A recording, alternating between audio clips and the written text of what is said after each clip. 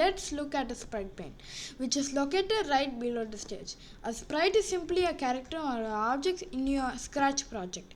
It can be an animal, a person, a ball, a button, anything you want to use in an animation game.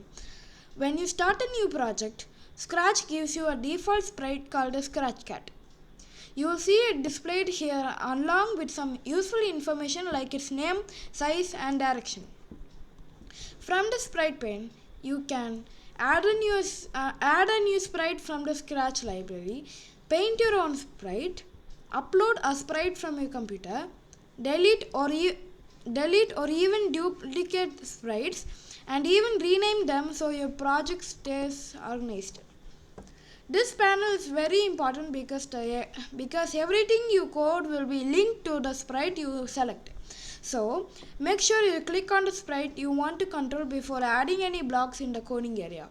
Now that you know what sprites are and how these sections work, let's move on to the coding blocks.